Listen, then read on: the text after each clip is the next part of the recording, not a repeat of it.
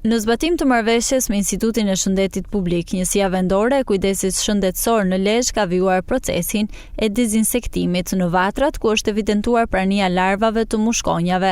Në këtë fazë të katërt të këtij procesi janë trajtuar gjithsej 16.5 hektar sipërfaqe me ujë të përhershëm dhe të përkohshëm, si kanale, pellgje, laguna e parqe, si rreth 4500 metër katror puseta dhe bodrume në Lezhë dhe Shëngjin. Këto ndërhyrje kanë krijuar një midis pa mushkonja, thot drejtori Njësisë Vendore të Kujdesit në Lezhë, Elson Froku. Vijon procesi i dezinsektimit në Shëngjin edhe në Lezhë për herë të katërt, nga 12 që do jenë në total.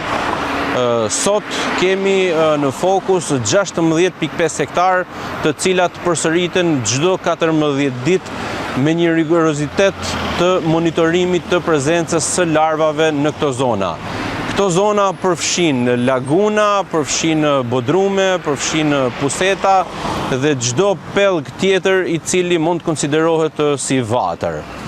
Sot kemi një situatë krejt tjetër nga që kishim përpara se ta fillonim këtë proces dhe fal këtij dezinsektimi po krijohet një mjedis shumë më i këndshëm për të gjithë pushuesit në Bashkinë Lezhë. Një VKSH së bashku me Institutin e Shëndetit Publik dhe të gjitha institucionet e tjera të cilat janë përgjegjëse për këtë çështje, janë në monitorim të vazhdueshëm dhe në raportim të vazhdueshëm për sa i përket të gjithë procesit të dezinsektimit. Fushata e dezinsektimit në Lezhë ka nisur në muajin prill dhe do të vijojë deri në tetor, ku janë parashikuar të kryhen 12 ndërhyrje në një har kohor çdo 14 ditë. Qëllimi i këtij procesi është reduktimi i densitetit të mushkonjave përmes kontrollit të larvave nëpërmjet monitorimit entomologjik, ndërsa me rëndësi shihet edhe bashkëpunimi me subjektet private, të cilët duhet të pajisen me certifikaton DDD për të kontribuar në kontrollin dhe parandalimin e vatrave me rrezik të lartë.